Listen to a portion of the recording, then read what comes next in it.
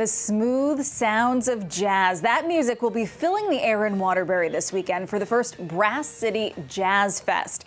It's happening Saturday at Library Park, and joining us this morning we have event chairman Al Taylor and two-time Grammy-nominated producer Chris Big Dog Davis. Thank you so much for joining us. Thank you. Thank you. Yeah, let's start first and foremost. How did this come about? Because this is the first one. Yes, it's the first one. It's a dream of mine that I've had for years to, after doing shows at the Palace Theater for a number of years, I wanted to bring something to Waterbury that we've never had. And at the level of this, the lineup is just spectacular. It's Billboard charting artist, two-time Grammy-nominated producer, and Grammy-nominated vocalist Maysa. And I wanted to display, just like other cities around in the surrounding areas have displayed, like Hartford and New Haven and Hamden. So I wanted to bring that to Waterbury, and tying that in with the Brass City, and Waterbury is the Brass City. I thought it would be a hit, and we all thought it would be a hit.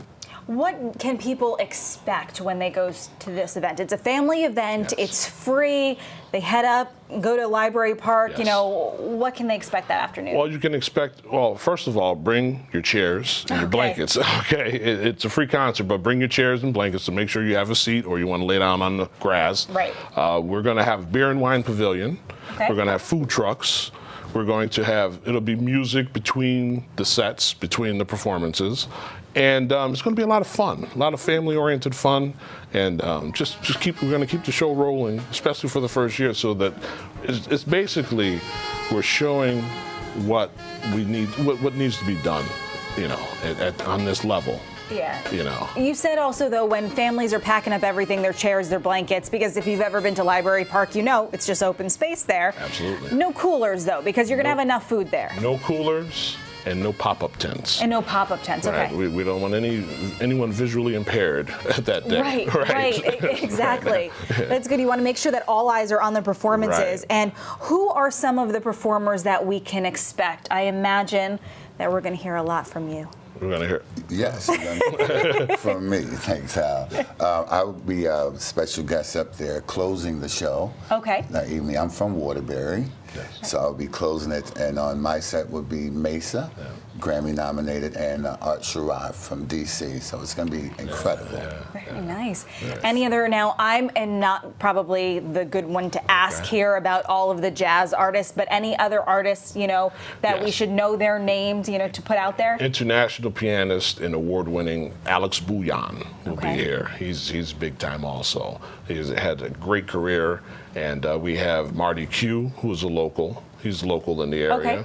We have the Clarke Trio featuring Dana Lauren, who's she's a jazz vocalist, and she's from the area. Clarke Trio's from the area. And we have the Says Zion Jazz Band.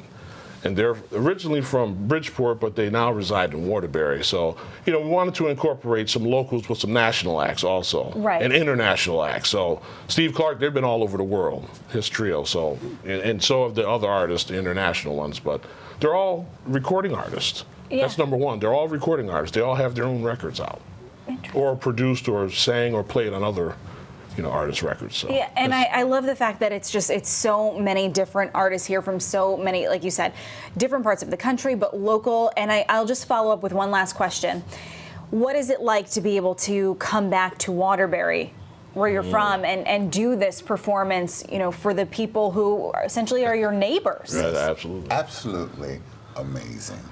It is rewarding. It's very humbling, and it also gives an opportunity for upcoming artists to see what you can do and what you can be. So it's an inspiration.